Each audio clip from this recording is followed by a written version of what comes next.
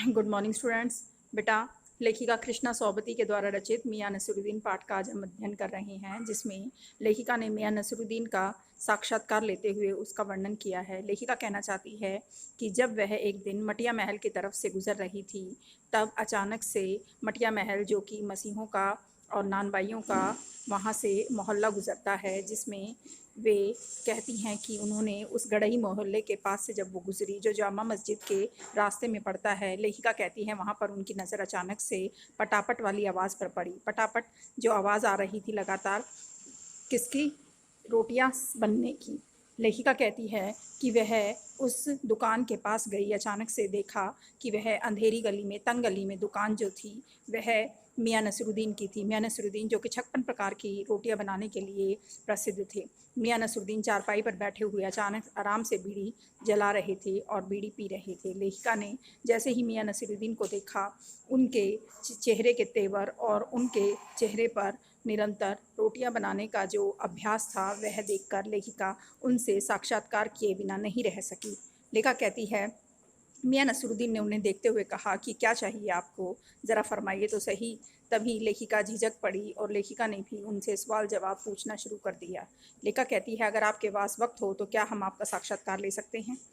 इस पर मियां नसीरुद्दीन ने अपनी गर्दन हिलाई और कहा कि हाँ बिल्कुल, कहिए, पूछने क्या पूछना है। मियां नसीरुद्दीन से जवाब पूछते हुए, सवाल करते हुए लेखिका ने उनसे पूछा कि क्या आप हमसे साक्षात्कार करेंगे? तभी मियां नसीरुद्दीन भी अपनी अपनी तेवर भरी नज़रों से उन्हें पहचान गए। क्यों? क्योंकि उनके चेहरे पर हाव भाव ऐसे थे। उन्होंने तुरंत पूछा, क्या आप अखबारों में लिखती हैं? अखबार नवीस है, यानी अखबारों में पत्रकार का कार्य करती हैं। मियां नसीरुद्दीन ने समझा कि शायद इन्होंने उनसे साक्षात्कार के लिए उन्हें निठल्ला समझ लिया है। लेखिका तभी पूछती है कि क्या आप हमें अपना साक्षात्कार, अपना परिचय देंगे? इस पर मियां नसीरुद्दीन कहते हैं कि खैर, कोई तकलीफ़ नहीं है मुझे, पूछिए क्या पूछना चाहते हो। इस पर मियां नसीरुद्दीन ने से लेखिका ने पूछा कि आपको यह इल्म कहाँ से मिला रोटियां पकाने का? इस पर मियां नसीरुद्दीन ने अपनी आंखों के कंचों को तरेरा, इसका मतलब अपनी आंखों को फेरा और बोला कि बताइए तो सही, नानबाई नान रोटियां सेकने का इल्म भला कहाँ से लेगा?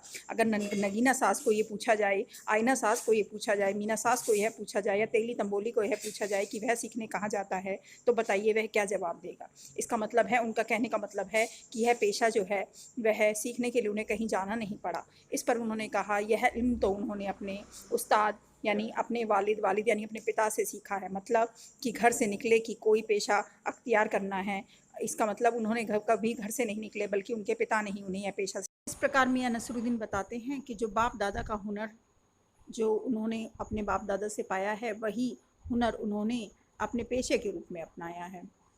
तभी लेखिका पूछती है कि आपके वालिद? तब मियां नसीरुद्दीन कहते हैं, उन लम्हों को याद करते हुए मानो उनकी आंखों के सामने वे लम्हे आ गए हों और वो उनके चेहरे में पर अजीब से हाव भाव नज़र आने लगे, और वे बोले कि वालिद साहब मशहूर, बड़े ही मशहूर मियाँ बरकत शाही नानबाई हुआ करते थे, गढ़ई वाले के नाम से जाने जाते थे। यहाँ तक कि उनके दादा भी जो थे साहिब आला नानबाई मियाँ कल्लन के नाम से जाने जाते थे।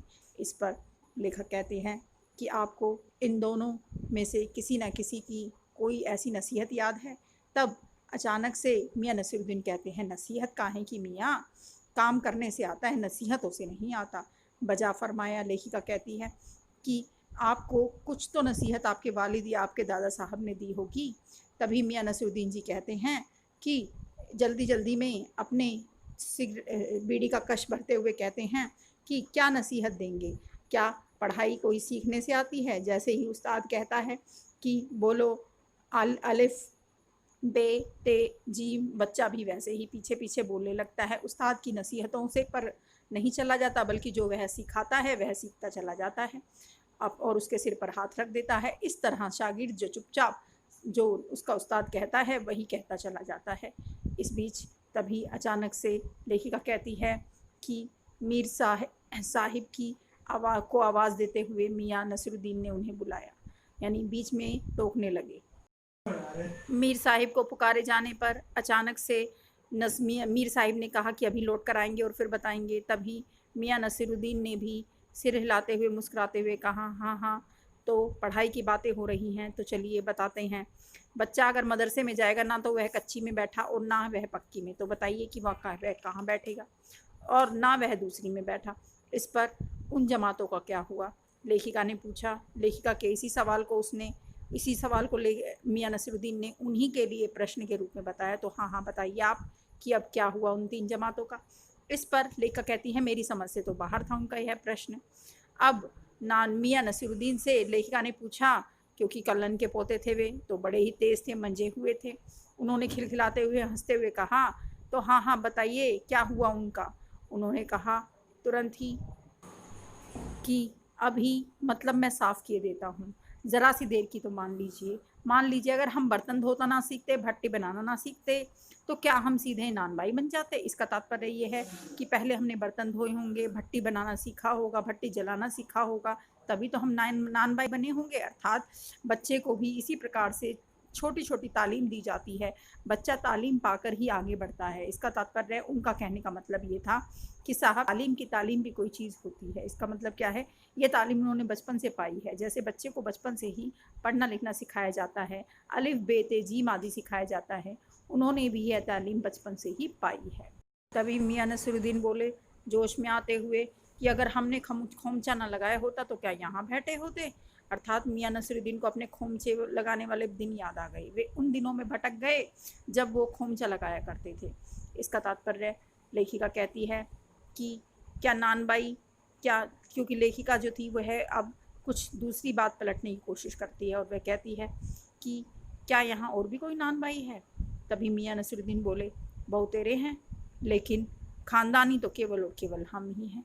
इसका मतलब तभी मियाँ नसीरुद्दीन ने कहा, एक बात हमारे बुज़ुर्गों ने बादशाह सलामत से यूँ कहा कि मियाँ नानबाई कोई ऐसी चीज़ बनाइए, कोई बढ़िया सी चीज़ जो ना तो आग से पके और ना ही पानी से बने। तो लेखिका कहती है क्या बनाई ऐसी चीज़ आपके पुराने पूर्वजों ने। तभी वो कहते हैं कि बनती साहिब, कैसे ना बनती। उन्होंने बादशाह सलामत ने कहा और उन्होंने बनाई और खूब खाई, और लोगों ने उन्हें सराहा भी। लगा हमारा आना रंग ले आया है। इसका मतलब लेखिका कहती है कि अब हमें पता लगने वाला था कि कौन मुग़ल बादशाह के काल के समय के उनके पूर्वज रहे हैं। लेकिन मियाँ जो थे वो कुछ देर सोचते रहे, और सोचकर अचानक से उन्होंने पकवान की रोशनी पर प्रकाश न डालते हुए केवल और केवल रुखाई से बोला कि यह हम ना बतावेंगे। अब समझ जाइए कि क्या कहावत है कि ख़ानदानी नानबाई तो कुएं में भी रोटी बना सकते हैं। अर्थात कहावत जब भी गढ़ी गई हो, लेकिन हमारे बुज़ुर्गों के कर्तव्य पर वो सही उतरती है। अर्थात वो बताना चाहते हैं कि उनके पूर्वजों ने तो ऐसा भी पकवान बनाया जो ना आग से पके और ना पानी से बने। इससे लेखिका कहती है कि जानना चाहती थी क्या उनके पिता ने बहादुर शाह जफ़र के यहाँ काम किया था। लेकिन तभी मियाँ ने बात पलटते हुए तब अचानक से रहमत को पुकारा। तभी लेखिका कहती है कि उन्होंने एक बीड़ी और सुलगा ली और बड़ी ही फुर्ती से लेखिका उनसे प्रश्न पूछने लगी कि आपके वालिद मरहूम जो थे वह किन के यहाँ, कौन से बादशाह सलामत के यहाँ काम करते थे। तभी उन्होंने कहा कि मेरे वालिद जो हैं वह तो 80 वर्ष की उम्र में स्वर्ग सिधार गए, अर्थात उन्हें ज़िंदगी शायद हम 70 वर्ष भी पूरे ना कर पाएँ। इसका तात्पर्य वो कहना चाहते हैं कि उनके पास समय कम है, लेकिन फिर भी साथ ही उन्होंने यह भी बताया कि लेखिका बार-बार प्रश्न पूछती है कि दिल्ली के किस बादशाह के यहाँ उनके बुज़ुर्गों ने काम किया। इस पर मियाँ नसीरुद्दीन बताना नहीं चाहते, क्योंकि उन्हें बादशाह का नाम नहीं पता, या फिर वे वक्त से वक्त मिलाना नहीं जानते। उन्हें तो केवल इतना पता है कि दिल्ली के बादशाह सलामत के यहाँ, जिन्हें जहाँपनाह कहा जाता था, उनके यहाँ उनके वालिद ने काम किया था। कौन से? लेखिका कहती है क्या बहादुर शाह जफ़र। लेकिन वो इन चीज़ों में नहीं पड़ते। उनका मतलब है कि क्या उन्हें कोई चिट्ठी पत्री पहुंचानी है या डाक खाने के लिए उन्हें पता चाहिए, जो वे सही तरीके से बताएं। अगर क्योंकि आज उन्हें ये नहीं पता कि वो कौन से, क्योंकि वे अनपढ़ हैं।